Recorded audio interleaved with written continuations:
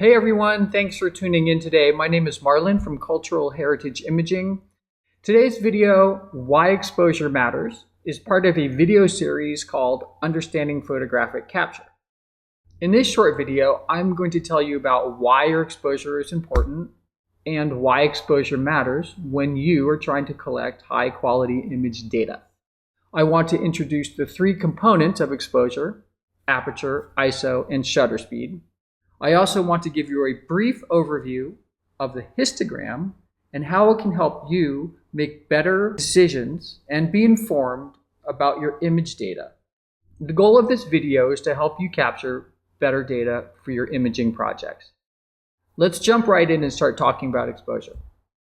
I want you to think about exposure as a three-legged stool. A well-balanced exposure sits on three legs: aperture, ISO, and shutter speed. The aperture, the ISO, and the shutter speed all work together to determine the exposure of your photo, ultimately affecting the brightness, depth of field, motion blur, and overall image quality of your photo. The exposure triangle, those red dots, it's a balancing act, and there's trade-offs.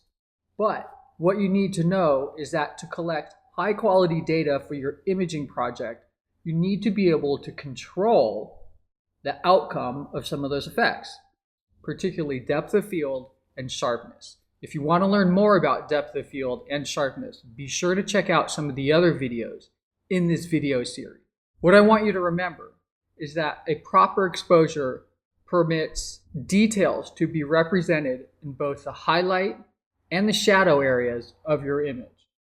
Let's talk for a couple minutes about aperture, also known as f-stop or f-number. It's all the same, refers to the same thing. Fun fact, by the way, in Latin, aperture refers to opening or gap. The aperture controls the size of the lens opening that lets light into the camera.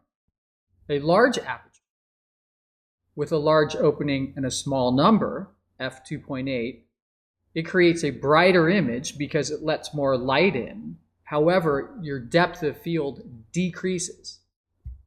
A small aperture, the small opening and a large number of f32, increases the depth of field, and it also reduces the amount of light coming into the camera hitting your sensor.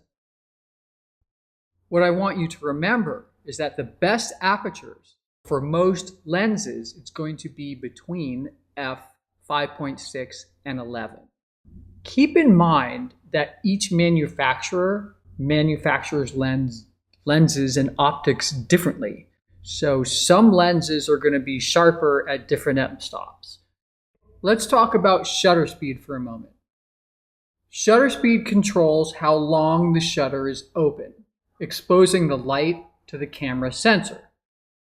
A slower shutter speed allows for more motion blur and lets more light in.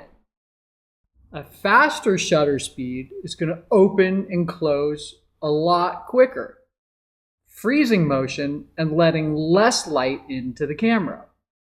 What you need to remember is that we don't want to collect any motion blur, whether you're using a strobe light, a continuous light, or a tripod. Let's talk about that for a second. With the strobe light, you have a lot of light, and your camera is synced with that light to eliminate any motion blur. With a continuous light, you also want to make sure that you're not collecting any blur. Okay, so a continuous light would be something like a light that was always on, a bank of LEDs, your ambient light in your room. You still need to have a fast enough shutter speed to eliminate any motion blur in your images. And even if you're on a tripod, you still want to make sure that you're using a fast enough shutter speed to not collect any motion blur. Here's a mistake I see all the time. People will shoot in a gallery on a tripod and the floors are moving just a little bit as people are walking by, or as they move their foot and step down, it's going to move the tripod leg just enough to create motion blur in your image. So make sure that your shutter speed even on a tripod, is fast enough to eliminate any motion blur. ISO, the third component of exposure. ISO amplifies the light information or signal of the camera sensor. A low ISO is less sensitive to light, resulting in cleaner images with less noise. A higher ISO is more sensitive to light, but introduces more noise or grain to your image.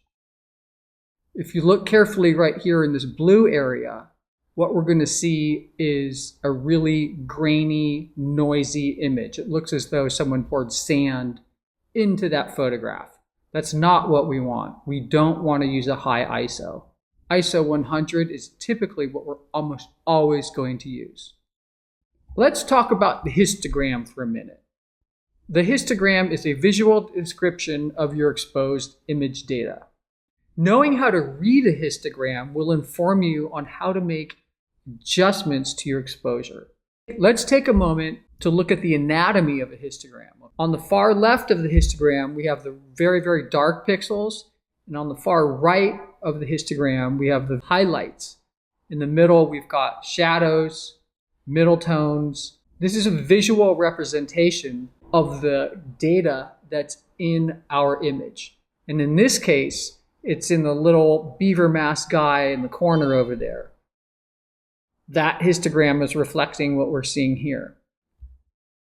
Up and down on the left-hand side, that's giving us a notion of the ratio of pixels, and the 0 to 255 from the left to the right is also giving us a tonal range, okay? So the histogram is very useful as a visual tool to give us clues and an indication of if the image is too bright or if it's too dark. We can make adjustments to our three-legged stool by examining our histogram. It's always a good idea to shoot test data and make adjustments to your light or to your f-stop or to your shutter speed and figure out how you want your exposure to play out for you.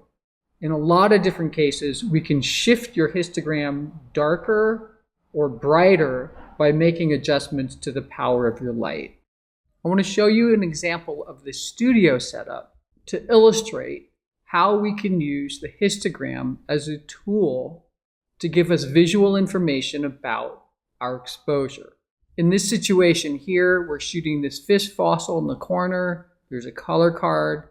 We have a camera. On the back of the camera is the histogram. That's what we're going to be looking at. In this illustration here, the power of the light is at 1:1. It's at full power. There's too much light on this subject. As we can see, the histogram is shifted far to the right. In this next image, the histogram has shifted more towards the middle. The light power is at a half power. So we're reducing the amount of light and we're shifting the histogram to the left.